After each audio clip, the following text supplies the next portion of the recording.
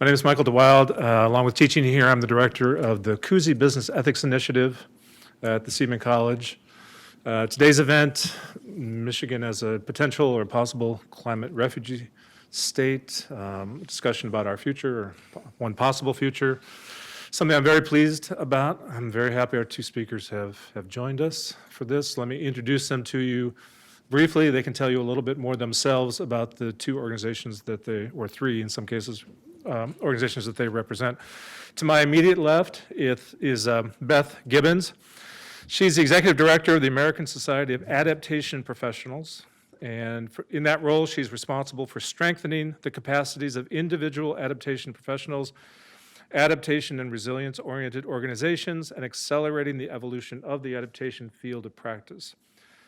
She brings over a decade of experience in sustainable development and climate adaptation to her role, and prior to joining ASAP, Beth directed the University of Michigan's Climate Center and managed NOAA's Great Lakes Regional Integrated Sciences and Assessments Center. She's also served in the Peace Corps and holds a master's degree in urban planning from U of M. To my far left, Keith Schneider, the senior editor and chief correspondent for Circle of Blue. He manages story development for Circle of Blue and is senior editor-in-chief.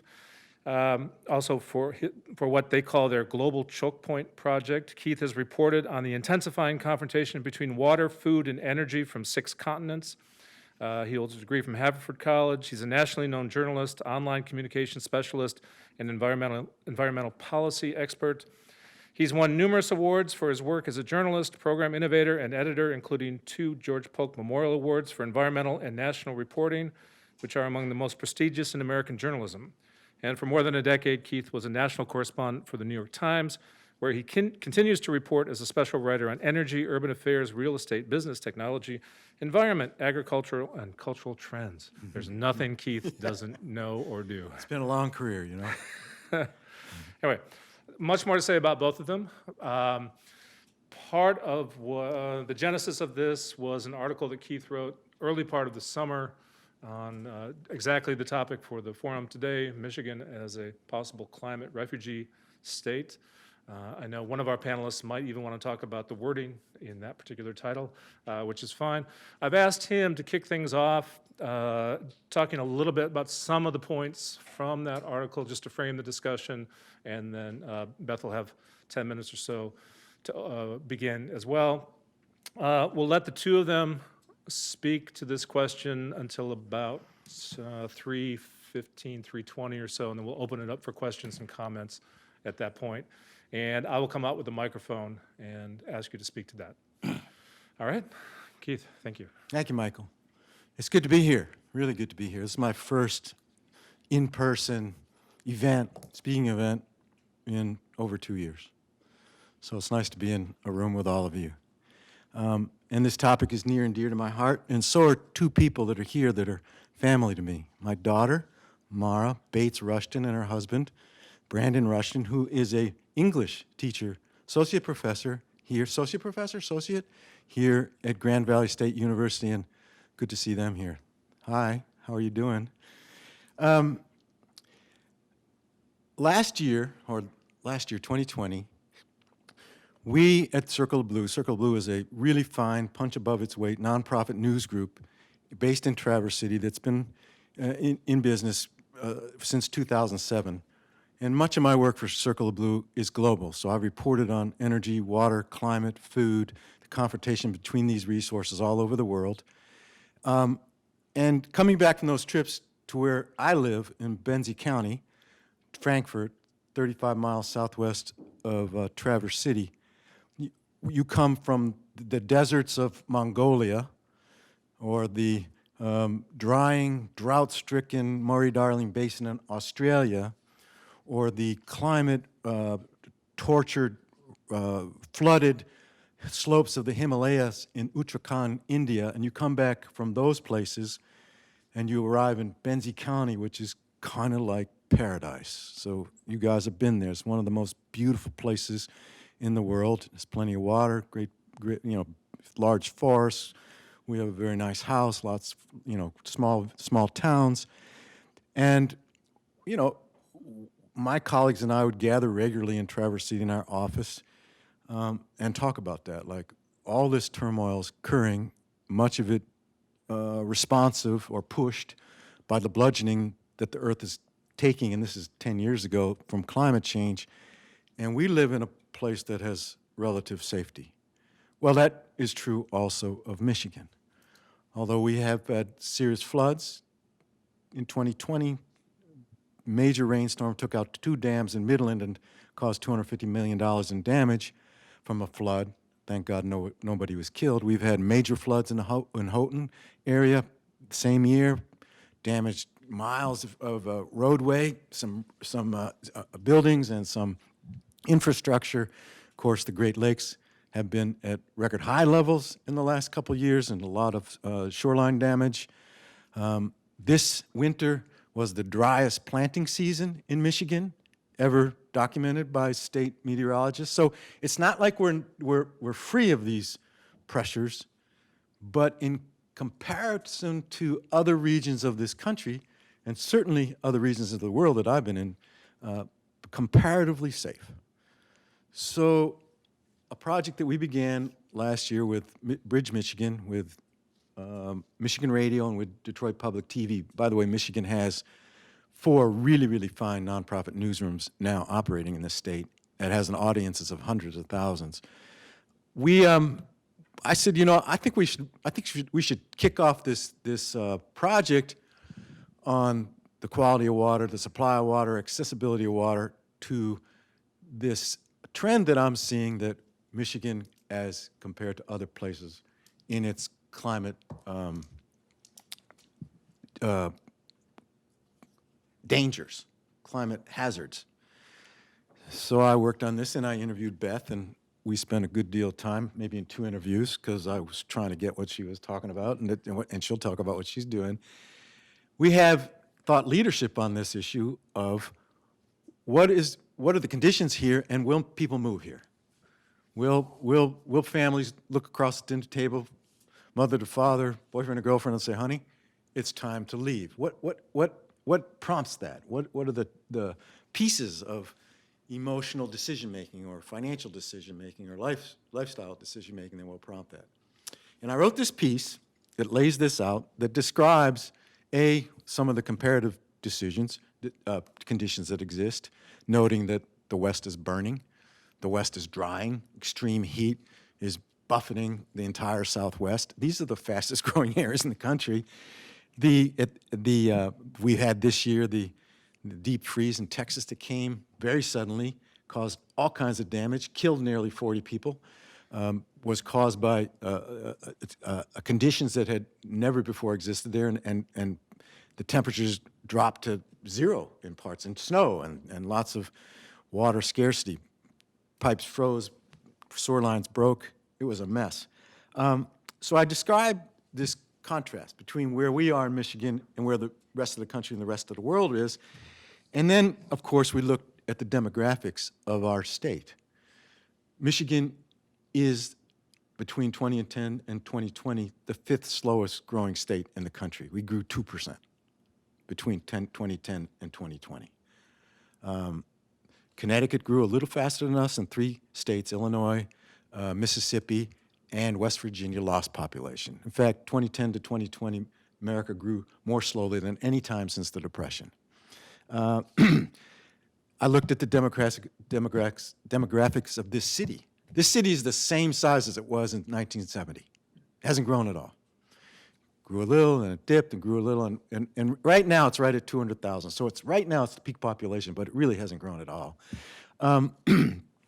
And I looked at our region, where I live. So Northwest Michigan has grown about 62,000 people since 1990, about 22% growth. Most of that occurred between 1990 and 2000, when that region around Traverse City was the fastest growing region in the Middle West, the fastest growing region in the Middle West. Since 2000, we've added 11,000 people in 7 counties. 8,000 of them gone to Grand Traverse County. 8,000, 80%, almost 80% of the growth is in one place. My county has grown a couple hundred. Leelanau County, north of us, a couple hundred more. Antrim County, north of Traverse City, has lost 200 people between 2020 and 2020.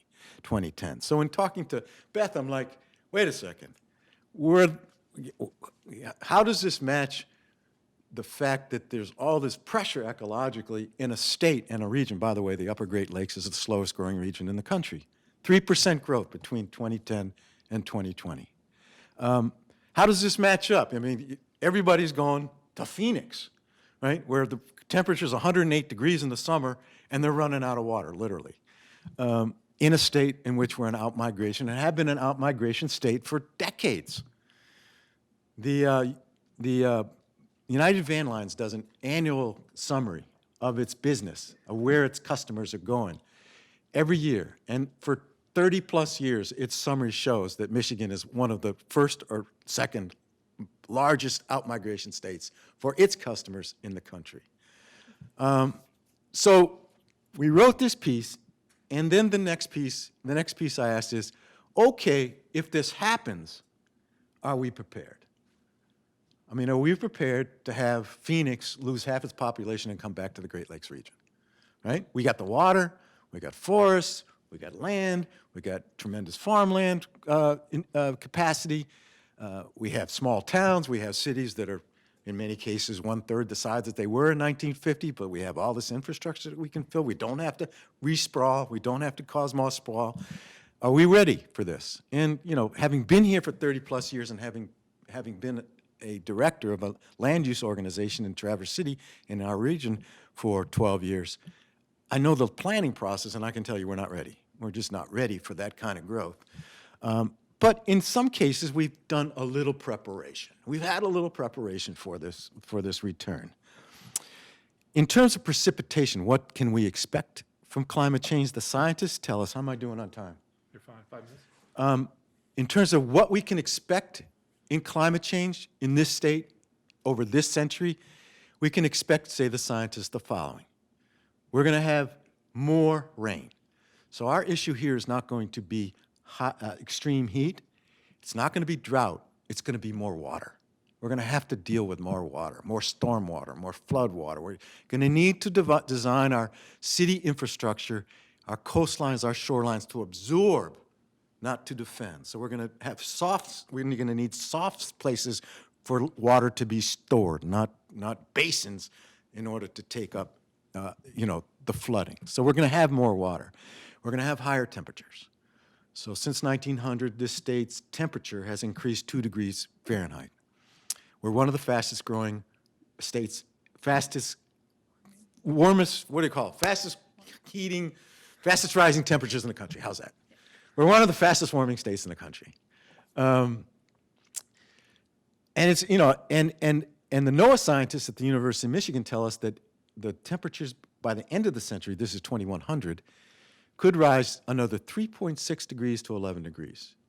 If that occurs, we're going to have the same kind of subtropical weather here, meteorology here, that Georgia has, or South Carolina, or northern Florida, which means that palm trees are going to be growing in Holland, all right? And when palm trees start growing in Holland, or Frankfurt, or Grand Traverse County, this state is going to have millions more people. And with it comes a development pattern that we need to abandon. We need to abandon the 20th century sprawling, energy wasting, water wasting, land wasting, space wasting, ecologically damaging development patterns that we've developed, that we've grown through, that supports our economy. So, I call it the drive-through economy. It's going to have to be, we're going to have to redesign what it is in order to welcome or allow or encourage that kind of growth. If this state starts growing palm trees in Traverse City, which is possible if we have 11-degree average temperature, we better get prepared to do that. And I think so we have a thought leadership. That last piece of this is, I interviewed Beth and discovered that the next generation of science to try to figure this out, what's going to happen in demographics and in land use and land use, and all of this. Michigan has a thought leadership. Michigan is a thought leader in this, and we have a group called the American Society of Adaptation Professionals. And I love that acronym, ASAP. We need to deal with this ASAP. So now let Beth take the rest of this, all right? Absolutely. All right. Thanks, Keith. So that was the climate science communicator in me is screaming out to say, like, I don't think we're gonna have palm trees. I've got to put that down. Which is, there's this will be a really fun conversation, right? Because there are ways that we can communicate about the changes that are occurring and changes that are coming that are going to galvanize people to action. And I think that this kind of imagery of Michigan as a refugee state, Grand Traverse Bay with palm trees around it, is really evocative, and it's really important that we are evoking emotion and action from people, because right now people aren't doing anything about responding to climate change. Whether or not the scientist that has been grown in me from becoming a climate communicator would say those things is almost not the point, because like there's other people for that message, which I really enjoy about our relationship, is that I like how you can put it out there, because when I've been working for NOAA, I could never say something like that, because there's a lot of differences in our ecological system between here in Arkansas and here in northern Florida. So while we may be seeing the kind of climatological trends that are going to make our temperature and potentially our precipitation pattern, although that's a harder thing to demonstrate because the Great Lakes don't exist in Arkansas or in Florida, and they are the driver of our climate, we know that it'll be warmer, and we know that there will be a hospitable climate here in the Great Lakes region because it will be warmer, and because one of the greatest challenges we face from climate change here is an abundance of fresh water. And people will seek out water. And so whether they are seeking out palm trees because that is what they know, or they are seeking out water because they also like to survive, I agree with the end result, which is that I think that we are trying to grapple with this tantalizing idea that there's going to be an increase in population coming to the Great Lakes region, even in the face of seeing population continuing to decline. 2020 census continue to report to us that the area of the country which has received the most out-of-state migration is still the Sun Belt. And so then how do we start thinking about long-term change? And for me, I've been working on climate change in the Great Lakes region for the better part, well, over a decade now, and it has struck me that we fail to act here because we essentially lack an iconic change like sea level rise, which has been so effective for galvanizing a variety of climate adaptation actions in the Southeast and on our East Coast, or the wildfires in California, which have been effective in galvanizing not just fire preparedness there, but thinking about whole resilience there. And when you come into the Midwest, for one, the impacts that are most acute in the Midwest are actually on the agricultural community, which have a history of suffering in silence. Farmers don't go out and tell stories about their own losses as, I think, visibly, and to communities that are not in the ag community, as we see with other economic impacted areas like in our coasts.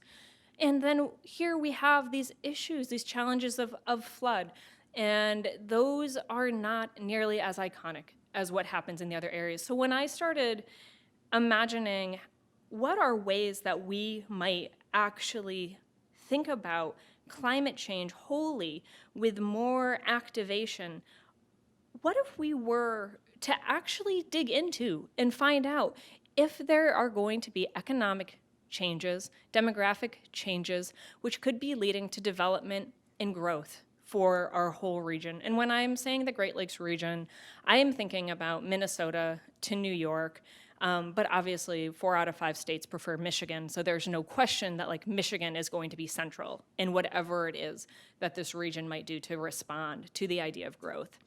And so just situating this again in why this made sense. So that's like Beth. Beth thinks that this makes sense. Beth's been working on climate change in the Great Lakes region for over a decade, but now I sit at the American Society of Adaptation Professionals, and there my obligation is to create programs and resources that connect and support those who are working on climate change adaptation today.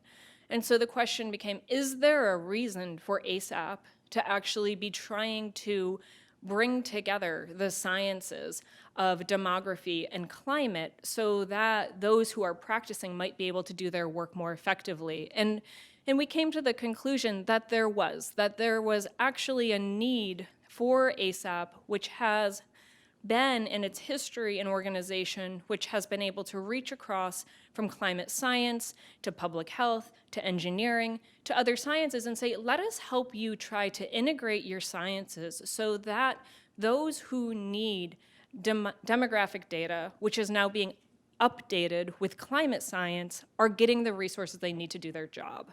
And so 2 years ago, with the support of the Great Lakes Integrated Science and Assessment Program, the NOAA program out of MSU and and with support from NYSERDA, which is New York State's Research and Energy Division Authority, I don't know, ends with RDA, they supported 2 efforts within ASAP, one of which has been, can you, ASAP, through your convening power, bring together climate scientists and demographers to actually figure out the methodology for integrating climate information into demographic models to start to move demographic models to have a future look instead of being what they are now, which demographic models tell you what happened historically and project that out into the future. This is pretty common. This is a really common modeling problem that we encounter when we try to bring climate science into any other science. Engineers have struggled with this as well. We see it in the failure of our storm design standards to actually accommodate future precipitation change, is that engineers use what has happened in the past to predict what will happen in the future, even though we've effectively broken our calculator, which is the Earth, and so your historic experience is no longer valid for what your future experience is going to be. So ASAP said, yeah, okay, let's try to do that. Let's try to bring together everybody who is currently working on the integration of climate and demography, and then bring together stakeholders who are in the Great Lakes region and find out where are they right now with a conversation about in-migration. How does that strike them? Are they thinking about in-migration of population and new business with anticipation? Will this galvanize them to take new action? Or are there concerns that exist? And so we had this dual project that we've been running. One is pretty technical, and one is more of this soft stakeholder, rights holder engagement. And what we have found in this work has, for me, required that, I really share, I in some ways, torchbear a little this idea that, the Great Lakes region could be an area for growth and development. We could do this equitably and justly, and we can see a future which is brighter, not just than where we are and what we've had, but really brighter than almost any other place in the world. But I'd say over the last 2 years, getting to actually demonstrate that through models has been much, much harder than I anticipated it being. And so I'll talk a little bit about why that's been, what we are starting with and what we're trying to go to with the model, and then a little bit about what we learned from the Lit Review. So we started working first for the model development with somebody named Matt Hauer, who's a demographer from Florida State University. He currently has a demographic, let me back up. Demography is really easy, which is great. Demography requires that you know how many births there are, how many deaths there are, and who moves. And so that's it, demography, 3 factors. But then when you actually open up this box of who moves, you end up going right down into a tunnel of social science, which is why do people move? When do people move? And where do people move? And actually, where people move is pretty basic. People move first and foremost by where they have kin-kith relationships. So where do they know people? Where do they have relationships? It's actually a greater determinant about where they move than any other factor, including economic factors. So that's good to keep in mind, because when we start thinking about the way Matt Hauer's model works, it really relies on kin-kith relationship as the motivator for where people are going to go. Why people move and when people move are the wild cards that now we're working on with him. He has a model that has looked at when people will move because of sea level rise.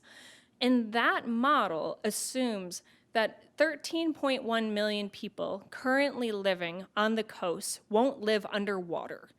And that seems solid. So we know that 13.1 million people live in places that are predicted to be underwater. And in Matt's model, he articulates it by 2100, but really it's with 3 feet of sea level rise. The latest IPCC report out this year is telling us that we should be anticipating 3 feet of sea level rise potentially by mid-century. So we can say, let's say there's going to be 13.1 million people who are pushed into motion because they won't live underwater. There's another 45 million people who live on the coast today who will be experiencing yearly flooding. Matt's model currently takes the 13.1 million people and it pushes them into motion using from their counties where kin-kith relationships currently show people moving to.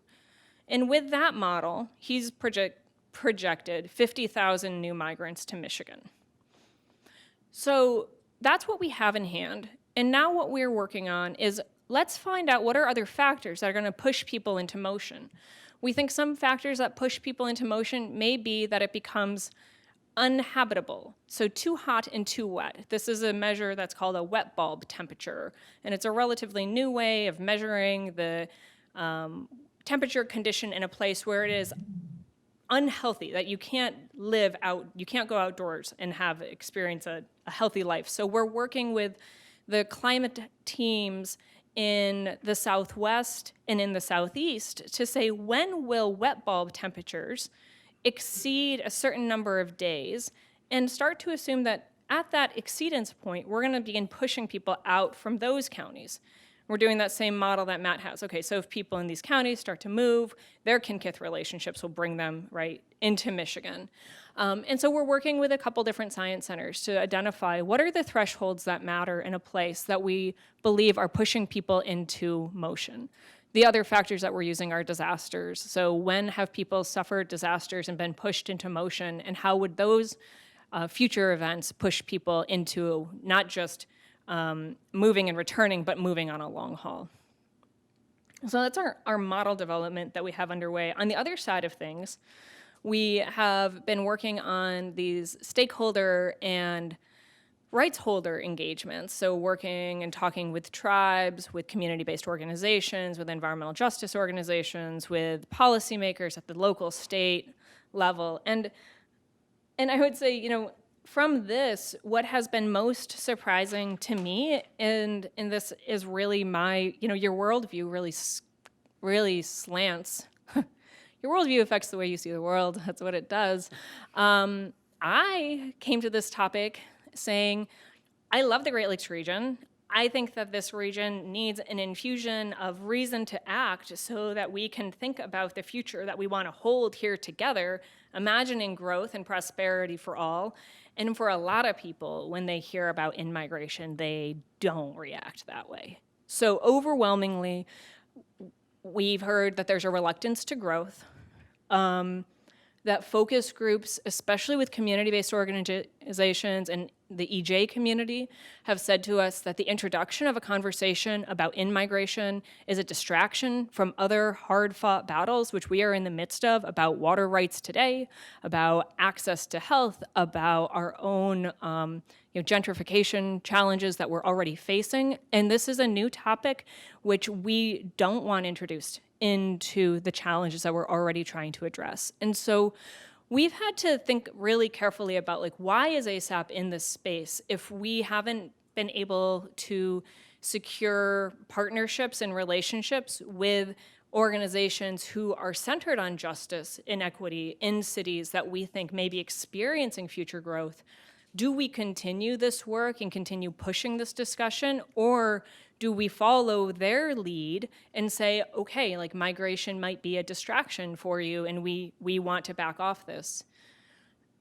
In our organization, the conclusion that we've come to is that it's really critical for us as we think about this as an adaptation strategy to climate change, that we make sure people continue to remember that even right now, in the face of climate change impacts which are affecting us and need to be adapted to today, we also need long-term planning. We need to be able to pat our heads and rub our bellies simultaneously, and migration needs to be something that we're preparing communities to think about, to talk about, and to plan for. And that may be difficult because they have other pressures on them today, but we have an obligation to our members and to the communities they live in to make sure that this is a conversation that's on the table. And so we're getting ready to report out on the models that we've been able to develop, and that full report out is going to come in December. We're getting ready to report out on what we've heard from communities and where they need resources, and we're making a decision that we're going to keep going ahead with this work, but being really mindful that it is not, that the demographic models are nowhere near the level of sophistication that they need to be, that the resources going to communities to prepare for growth are completely non-existent to inadequate, and that there is an immense amount of reluctance from, I would almost say, all corners about having this conversation. And so like we're really thinking about how do we proceed with care and caution in bringing sound data into conversations while ensuring that community members feel like their needs are being met and being forefronted as we begin talking about who may be coming here next. Right. Thanks for the opening. Can I pick up, Beth, on your last comments? First of all, maybe a semantic point. You've been using the word migration and immigrants, certainly much more, even perhaps exclusive of refugee. So maybe some clarification around why you use different terms. And second, you both touched on preparedness. You both said it's inadequate, or people aren't thinking about it, or people are actively resistant to it. Can you both say a word about maybe a little bit more detail in terms of what you think needs to happen by way of preparedness, and then what it might take to overcome some of the resistance that you're seeing?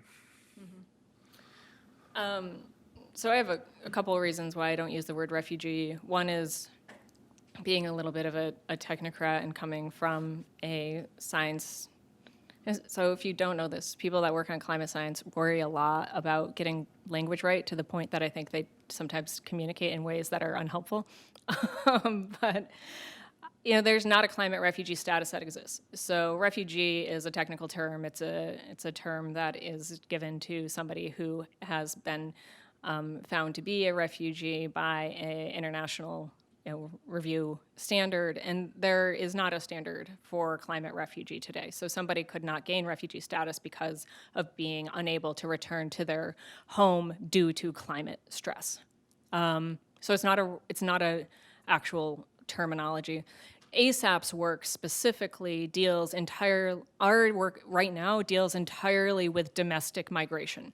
And so we would not have refugees within the United States because, if anything, you would term them internally displaced people if you used UN language. We don't usually. And I mean, lastly, is that we don't actually think about the people who are going to be migrating from climate change as necessarily, fleeing with, the clothes on their back. It's like, this is a conversation about how do we create opportunities for people to choose how they want to address climate change impacts with dignity and with care and over time.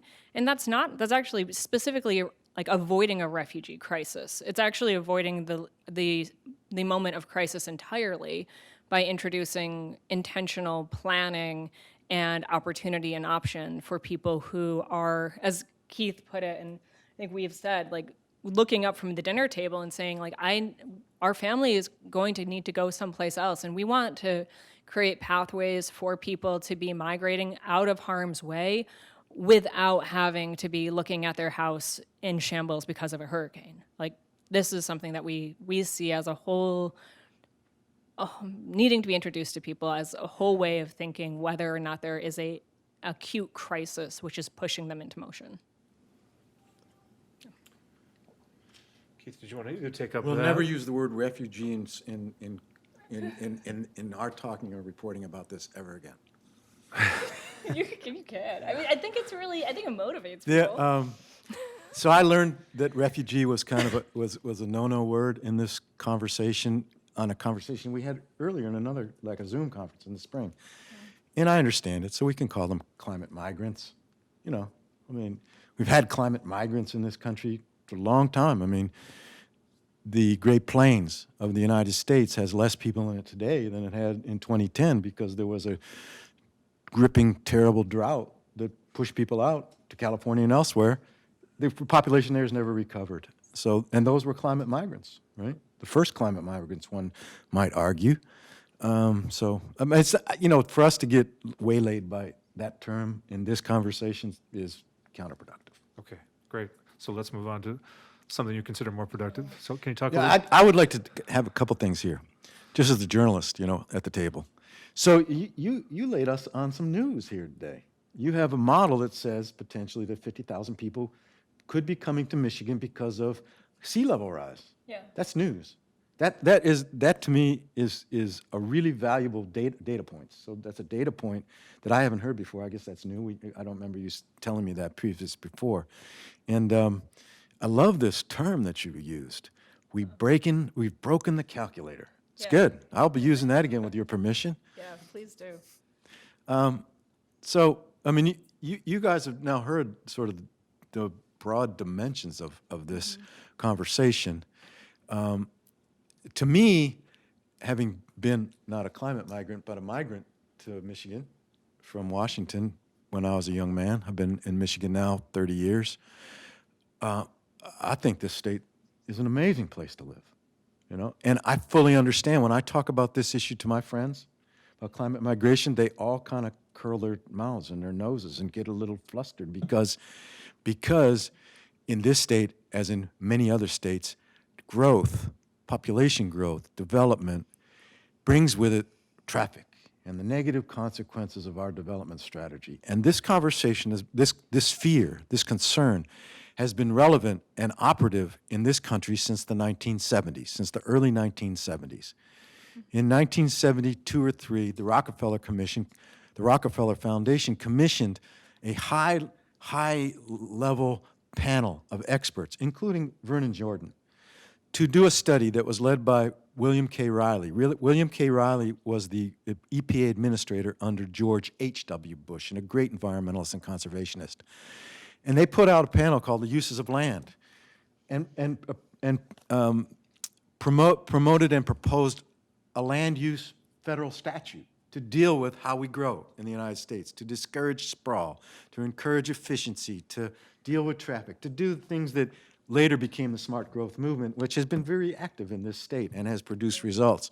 So the idea that growth can produce negative consequences that Americans are fearful of, Americans are really concerned about. Where I live, this is a big and lasting conversation, enduring conversation, is important and relevant to this conversation that we're talking. The other side of this is that we also have the capacity as Americans, I think, maybe miraculously, to change how we grow. Now, some of that is going to be pushed by Mother Nature.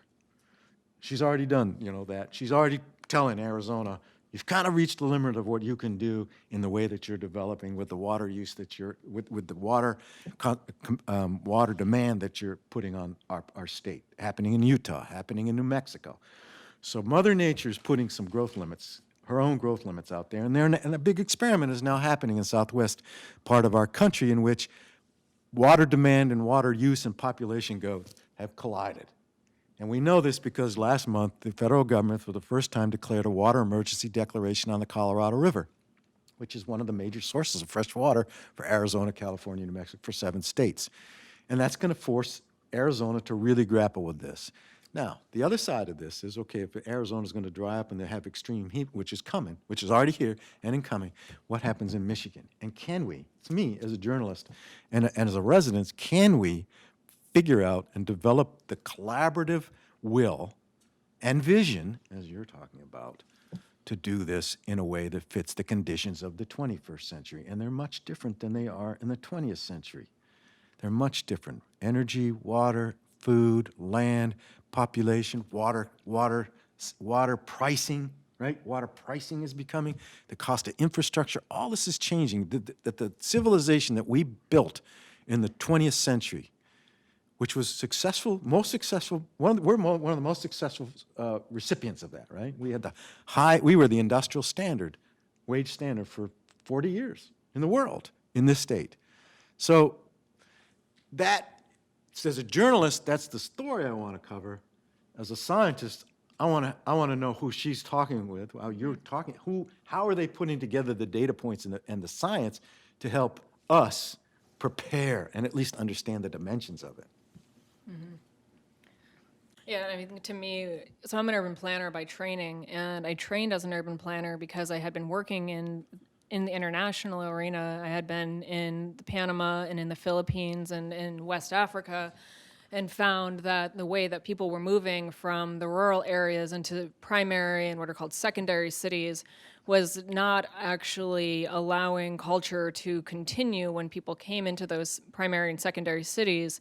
And I came to school in Michigan because I wanted to study close to Detroit and close to Southeast Michigan, which I basically saw as a failure of infrastructure to be able to allow for people to stay and live and thrive in those cities. And the sprawl, which has happened, Southeast Michigan hasn't lost population. It's just moved out of Detroit and just creeps across Southeast Michigan, eating up greenery and putting down highways and buildings instead.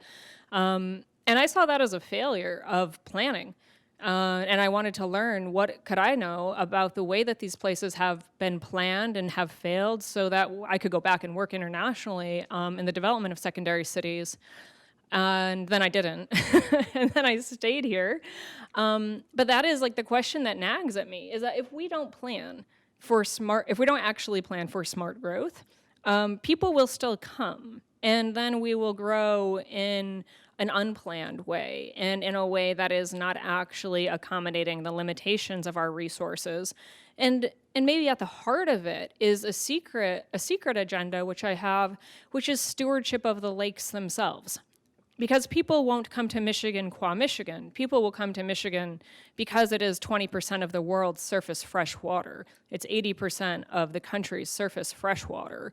And we need to be thinking about how do we grow from our city, that perspective, but also how will we grow in our agricultural sectors? How will we think about land use so that we preserve and steward compassionately the most precious resource on Earth, which is fresh water, and that we are the caretakers of 20% of the surface fresh water that exists here? Can either or both of you give us some examples of what you're calling smart growth? In other words, a lot of us probably have a pretty good idea of what that isn't. But in your conversations and in your work, can you point to something either here or other places in the country where you say, okay, that's what we mean by smart growth? Sure. So this conference, this meeting is in what I have considered to be one of the really fine small cities in the United States. Grand Rapids is a model of what one might call smart growth, which I call smart growth. And personally, I had a hand in it. We were, as a land use journalist and as the founder of a group called the Michigan Land Use Institute, we had an office down here that helped to guide some of this growth. So let's talk about what the stages of smart growth. First of all, smart growth is a rejection of the sprawling, uncontained, pave paradise and put up a parking lot, which you guys have heard about. So, and Michigan invented sprawl. We were the capital. We invented it. We were the first concrete highways, the first cul-de-sacs, the first malls, the first traffic lights, the first to tear up our tremendous rail network in Detroit, which had the best rail network in the world at the turn of the 20th century. Go ahead. Say this already? So I tried to take the train here, and you have to go to Chicago and come back to take the train from Ann Arbor or from Detroit to Grand Rapids, the two largest cities in the state. You can't take 17 hours. And Michigan, Michigan was the first to pave its African-American neighborhoods in Detroit, right? With fast highways. We were the first to pay, first to build highways. We invented sprawl, and we invented the tools to navigate sprawl, called cars. So we invented the drive-through economy, and I can go on and on about that. And it has been the center of our economy since the Second World War, and it's been the center of Michigan's economy since the Second World War. We consider it the way we live, but it is a civilization pattern that is the result of a perfect basket of economic and demographic trends that occurred there. One is it's based on cheap energy. It's based on cheap land. It's based on rising wealth in your government and rising wealth in your populace. It's based on some technology. It's based on efficient manufacturing. And it's based on a willingness of people to move from central cities to their cabin in the woods or their cabin in the suburbs. And it works for 50, 60 years, and it's fallen apart now because it's really, really expensive. It's cheaper to build than to maintain. And because of energy, water, population growth, it's sort of outlived its usefulness. And it's been contracting in this state. So let's go back to Grand Rapids. The city has had Mayor Logie here during when was Mayor Logie here? For those of Grand Rapids, in the 1990s to the early 2000s, and Mayor Hartwell, who's still mayor, right? He's been how many? So you had, I don't know the current mayor, but you had two mayors who were really, really onto this smart growth. They really wanted to build Grand Rapids as a walkable. So the dimensions of smart growth are its walkability, public transit, protection and expansion and development of your natural resources, your rivers and your parks. Bring your growth downtown as much as possible. Enliven your schools. So that's the big problem the city has, is just public schools. Make them safe, make yourself safe, and encourage young people to come here. And God bless it, this university moved a campus downtown, which is really important. And you have a really big medical center that came here and is on Pill Hill. So Grand Rapids made some really important political, economic, cultural decisions that has produced a city that I think is one of the best small cities in the country. I don't think you have to push a lot of people out of the way, and that is smart growth. And now what is the next iteration? And then I'll shut up. Okay. The next iteration for this city is to really, really pump its ecological resources as an economic development strategy, right? So so the city is well into a project to return the rapids and other recreational assets to your river. It's incredible. I mean, it's $1 billion plus project. I don't know what kind of, and I've reported on these kinds of river restorations. I was in Kuala Lumpur a couple of years ago reporting on the River Klang, which is the major river that goes through Kuala Lumpur. Kuala Lumpur redeveloped its downtown by restoring its incredibly, intensively polluted river, and it worked. Same thing in Seoul, South Korea did the same thing. Yonkers, New York, daylighting its rivers. There's Los Angeles doing it. So the America smart growth is the cities are turning their fronts, their faces to their shorelines. In the 20th century, we turned our backs to them, right? Because they were polluted, the rivers were polluted, there was damage. We were unable to redevelop our old industrial sites because of toxic contamination. So Michigan became the first to change its laws on toxic waste cleanups in urban centers. And if you're going to clean up your toxic waste center and turn it into a parking lot, that's one level. If you're going to turn it into school, it's another level. But before Michigan did that, it was one standard, which was to return it to what we called, basically pristine conditions, which cost $20 million an acre. And it's one reason American cities had trouble redeveloping in the 20th century, late 1990s and early 20s. We changed that. So smart growth basically says this sprawling, wasteful, expensive pattern development isn't going to work. People don't like it, right? People really don't like it. They don't like getting crowded next to them or whatever. And we're going to change it to a more ecologically energy efficient, cheaper, or less expensive way to develop that puts the human, condition at the center, not the automobile.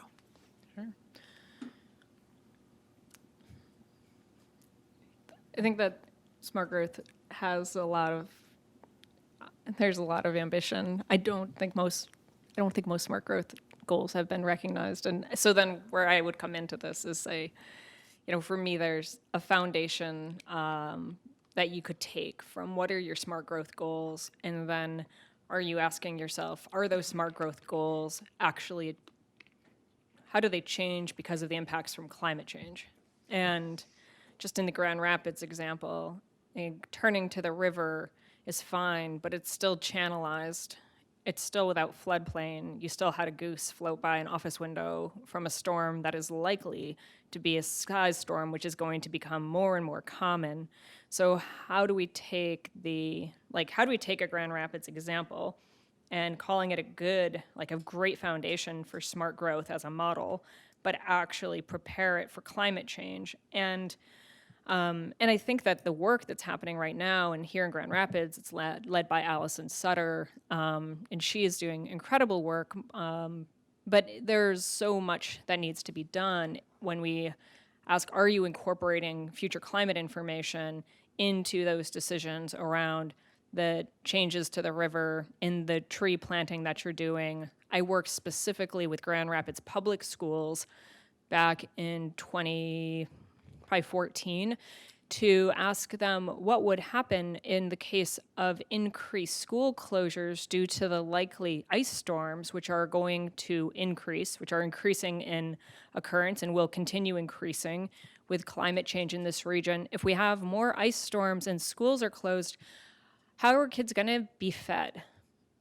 And we grappled with that question with Grand Rapids Public Schools back in 2014, and how prescient it was, because I know that public schools across the country, and certainly in Michigan, and certainly where I live in Ypsilanti, were suddenly called on during the pandemic to become the entity which was delivering food to kids' doors when kids couldn't get to school anymore. And so those kinds of, I think that smart growth, I'm not sure how we got into this point of the conversation, but I think smart growth is a great foundation, but smart growth without the injection of new climate information is inadequate. And that's what we see when you asked about what is inadequate, over and over again, what's inadequate in the way that we are planning, whether it is infrastructure planning, social system planning. If you're not actually asking, is this approach incorporating future climate change, then you're certainly not doing climate adaptation, and you're not actually preparing a system and its function to be able to sustain into the future. Thanks. Do you mind if I wander through the audience, see what questions we might have? Yeah. One for me to start with while I'm wandering. Can you talk a little bit, maybe just briefly, educate us about the compact that we have with Canada, and do you see any challenges to that in the near future in terms of claims on water? Yeah, so there's the Great Lakes Compact, and this is the compact which states that states and provinces around the Great Lakes have agreed that they will not extract water, not allow a municipality to extract water from the lakes that is outside of the lake's watershed, except for if the municipality in question straddles the watershed. And then the current challenge to it is in Waukesha, Wisconsin?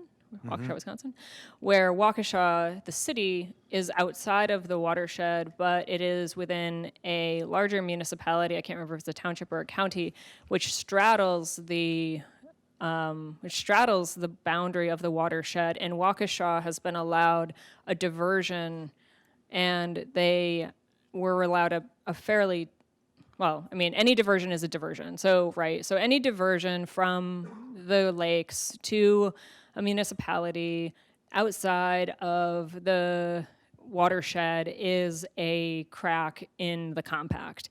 That got further widened in Waukesha's request to increase its diversion significantly, and to many people's opinion, beyond what is actually the need of Waukesha to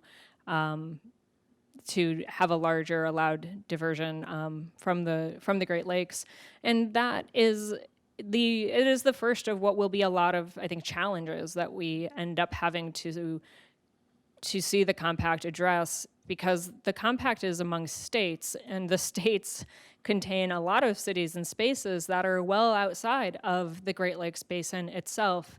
So there's often a conversation about, oh, Arizona's going to take our water. Like, that's no one, you don't need to worry about that thing if you want to take something off your list. A pipeline to Arizona of water is unrealistic. It's just engineering-wise not going to happen.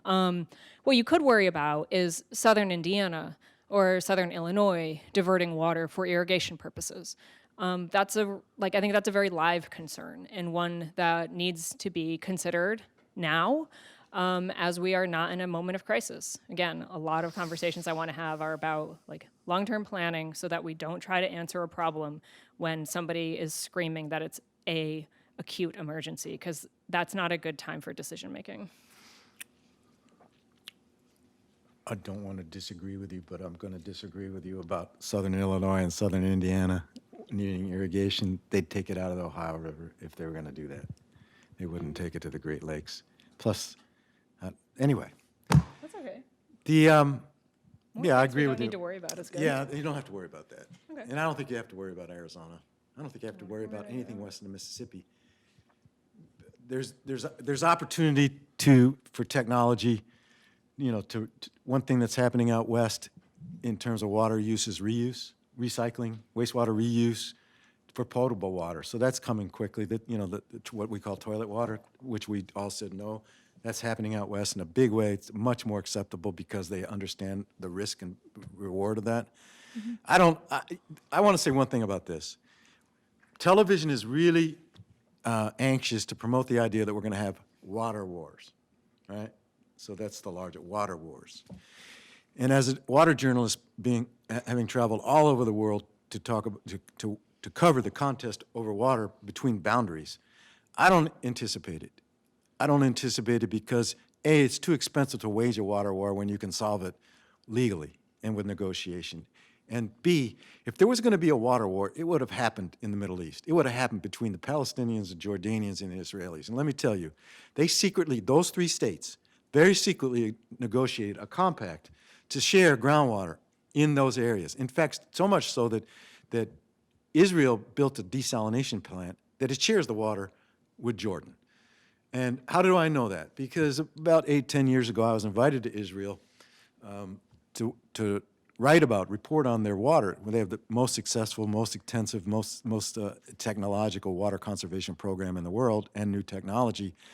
And I said, great, I'd love to come. But you know what? I'd like to come about 8 days early because I want to report on what must be going on over there. You guys must be sharing water because you'd have had a water war, or somebody would have run out of water already like 20 years ago because Israel's growing really fast, and so is Jordan in population. Their water demand is going up.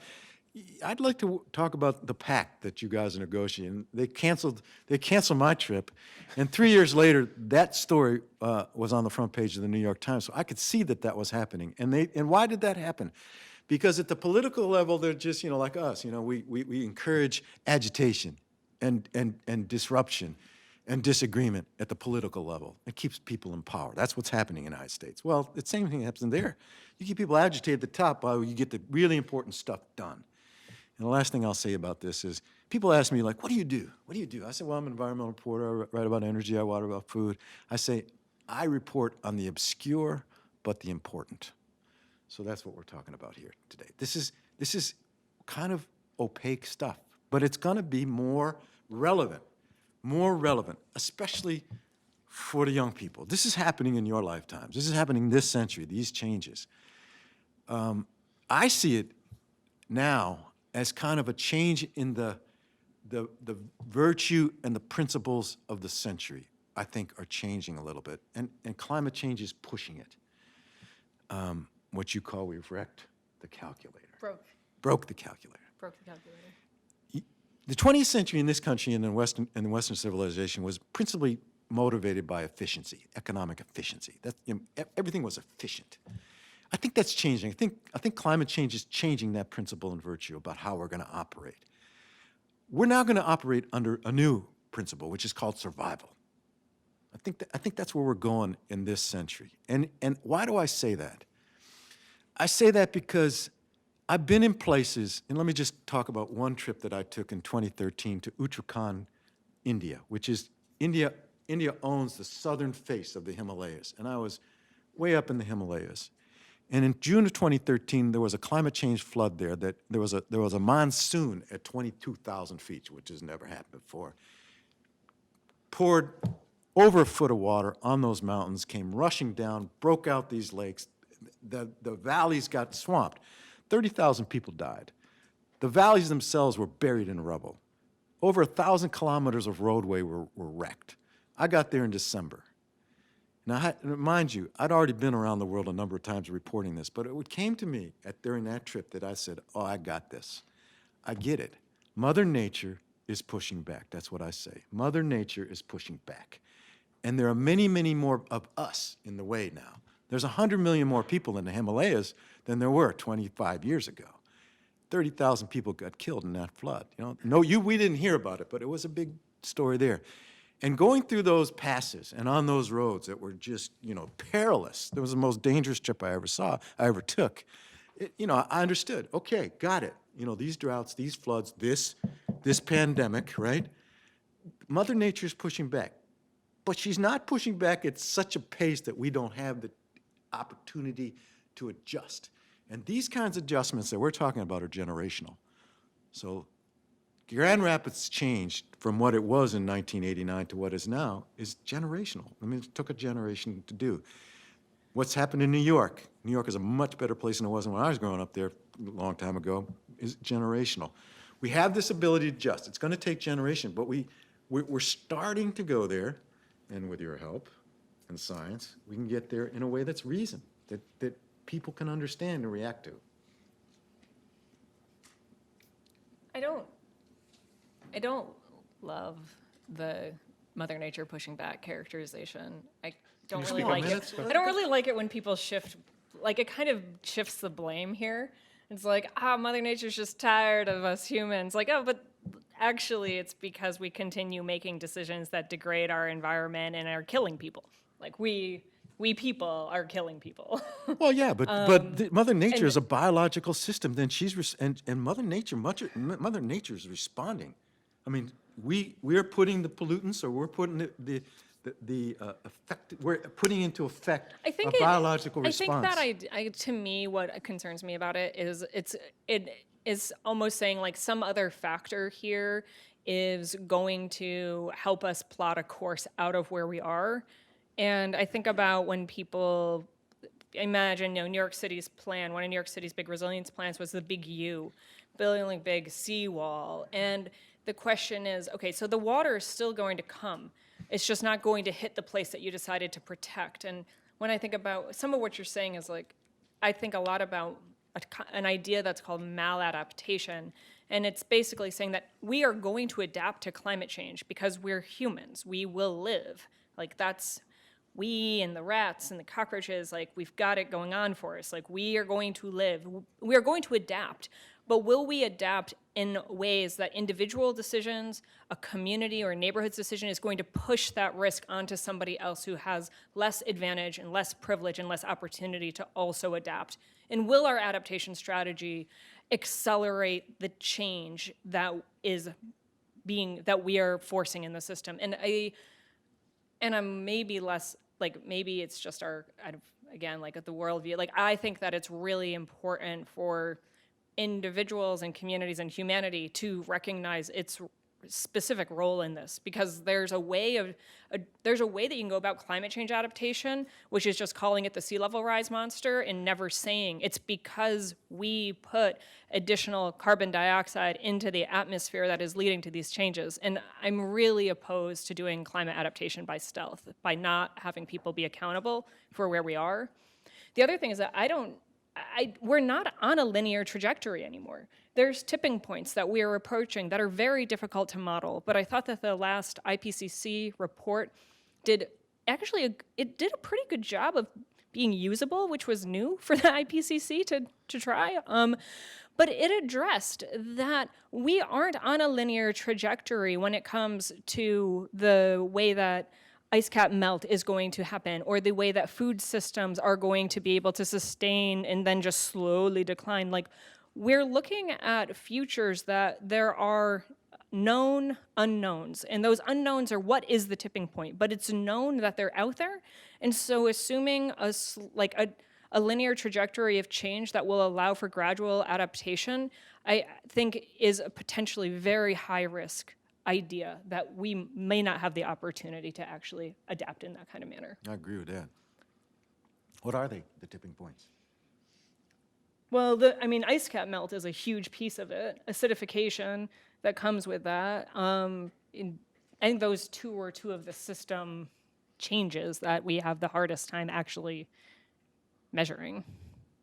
But then once we get, just what happens with Arctic release and methane release, there's really not a, so let me say this too, something that's really important for all of us as we came here to talk about migration. I want to make the conversation about climate adaptation holistically, and more than that, talking about how we adjust ourselves to living in a time of change. And part of that adjustment to living in a time of change is also having to become more comfortable with living in a period of uncertainty. We really want high certainty to our decisions. This is, again, goes back to that engineering example I was giving. Engineers have told us that based on what has happened historically, if we put these kind of systems in place, we will have this high level of certainty of functionality of a system. Without having historic data to assure us, we are going to proceed into a period of time that we're going to have to take more risks, that we're going to have to live with uncertainty, and we're also going to have to accept that our natural system is changing in ways that will require us to update and iterate on what we know. A great example of this comes from Broward County, Florida, where the Southeast Florida Compact has been working diligently to use consistent climate information across the four counties of Southeast Florida, and to condition developers, politicians, and residents to think about climate change information as something that is iterating, that is improving. In 2020, they released a new resilience plan. They increased the number of resilience priority zones, areas that couldn't be built on or would have to have a different form of development on them, by over 100%. They increased their sea level rise prediction by 16 inches. And they changed their intensity, duration, frequency curves, so their storm design changed 20%. And those changes were incredibly dramatic from the last plan that they had, which was just in 2012. So in 8 years, they increased over 100% of the land that's covered in their resilience priority zones. They increased their sea level rise projection. They increased their storm design standard, and it passed their council unanimously with developer support in the county because they wanted to have a base that they could all be operating from. And they had set this idea that we're going to iterate, we're going to change, and we're going to keep planning for changing conditions here in order to stay in our place, in our county. And so I think that's an excellent example of somewhere where they have been working diligently to bring forward an idea that this is not static anymore. I'm sorry. example of that we're I'm sorry. capable. We've got about Yeah. 1 minute left. Sorry. Let me, for our allotted time anyway, if you're willing to stay after and just meet with people informally, great. I failed miserably at getting any questions from the audience, but let me just see if there's one before we end formally. Boise, Idaho, which is actually a city that can be compared to Grand Rapids fairly well, there's been a huge impact on the cost of housing there because a lot of people from California have been moving there. And why they move, everybody's got a different reason. Some of it is beginning to be more and more from climate, but it's for other reasons too. They're tired of being in a place where there's so many people, for one thing. Is there any evidence of, say, in Michigan that outstate people are beginning to buy land as a speculation regarding the need to have it before there isn't any left in terms of it being all bought out? Is there anything like that going on that can be noticed in Michigan that people are beginning to think that way? So The concrete examples that I know about that happening, the concrete examples that I know about it happening are not in Michigan, but in Minnesota and Wisconsin, and there it is definitive. So Wisconsin Extension has been looking at the way that property ownership in on land in northern Wisconsin has been changing, and it's yes. So like the answer is yes. It's both happening in residential purchases, and then we also are seeing speculative land purchasing happening in the agricultural industry. So large plots of land being purchased with the assumption for commodity cropping, moving up into the upper Great Lakes. I'll be doing a research for Circle Blue on that very question. We've had it come up a number of times. In our area, it's anecdotal and visual. Seems busier, there's more traffic. You talk to the volunteer firemen, which I do, they're getting more calls. In fact, our township is building a new fire station because they just don't have enough room. So there is growth and development in the what I call the provincial counties around Traverse City. The way for us to do that is to actually work with the Register of Deeds. You can actually determine who's coming, where they're coming from because of the records in the Register of Deeds offices. So we're going to be going through our region to check that, to see what's happening. The realtors will tell you that they get customers. Our realtors in our region have customers from outside the region, in the West in particular, and whether they're coming for permanent residence or for investment properties, we don't know. So it's anecdotal right now, but it can be proved. You can show it. You can be documented. You can get data. Thank you.